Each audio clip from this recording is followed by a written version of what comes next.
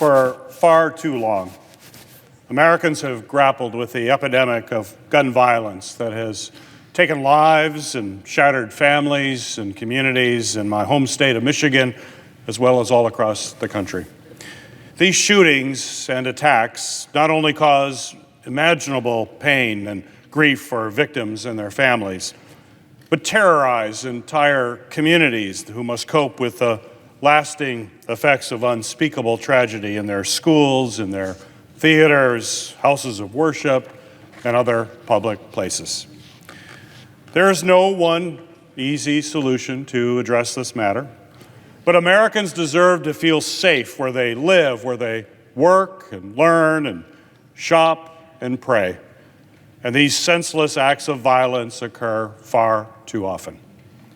From the Sandy Hook Elementary massacre of young students and school staff to the Emmanuel African Methodist Episcopal Church and the Tree of Life synagogue shootings that killed Americans simply practicing their faith, to the deadly and hateful and heinous attacks at Pulse nightclub and a grocery store in Buffalo, gun violence has left no corner of our country untouched.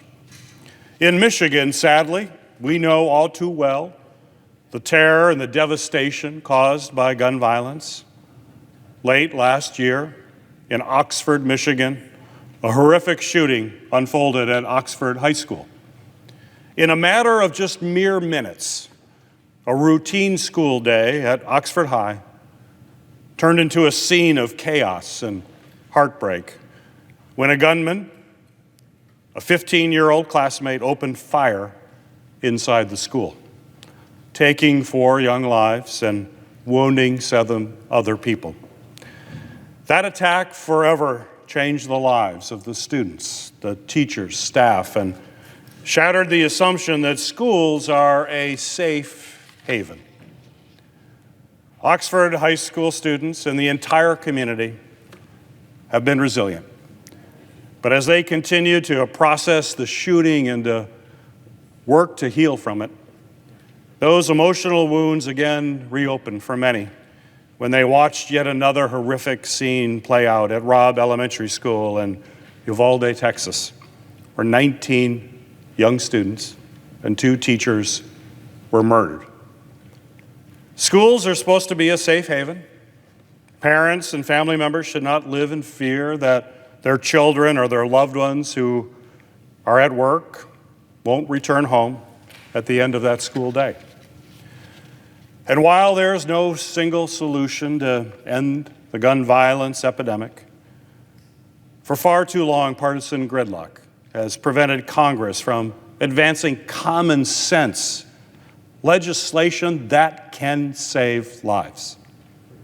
For decades, politics have stood in the way of progress.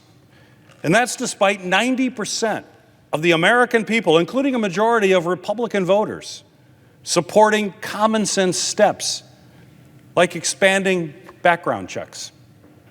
In today's partisan environment, it's tough to get consensus, but that just shows how much support there is to getting something done. This should not be a partisan issue. We know that many responsible gun owners across our country support gun safety legislation. I'm a gun owner. I enjoy hunting, as do so many in Michigan. And I know that we can pass measures to improve public safety while protecting the rights of law-abiding citizens. After nearly 3 decades without major progress, we are on the verge of a significant breakthrough as we consider the Bipartisan Safer Communities Act. This legislation will take important steps to address gun violence, improve school safety, and increase mental health resources. There's no question that this legislation could have included additional measures that are overwhelmingly supported by a majority of the American people, but this is still a significant step forward. We cannot let the perfect be the enemy of the good. This bill will help protect our children, our schools, and our communities. And by passing this bill, we can make progress right now.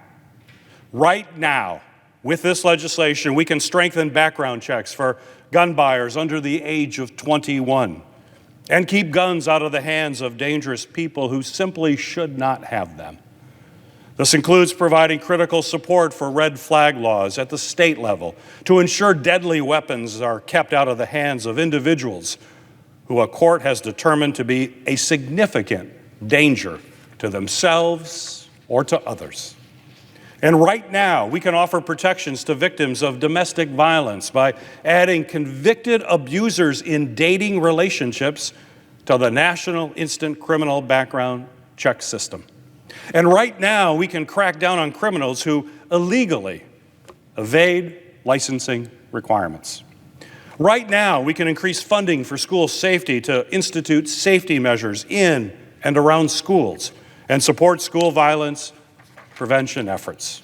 Right now, we can improve access to essential mental health care resources, which school safety advocates and violence prevention professionals agree is the key to providing an early opportunity for intervention by investing in school-based health services to support those impacted by traumatic events. I'm grateful to my colleague, Senator Stabenow, who has led the charge to ensure that legislation include proven, effective initiatives that will strengthen mental health services. And I urge my colleagues to work together to pass this legislation and encourage the House of Representatives to quickly do the same and send it to the President to be signed into law. But know this, the bottom line is that our work to save lives and protect public safety must not end here. We must continue to come together and address this very real threat that is hurting communities all across our country. And when we face difficult challenges and crises here in our country, we persevere because we ultimately come together as one. Let's channel this spirit and come together for every American before the next school, the next family, and the next community is shattered. Mr. President, I yield the floor.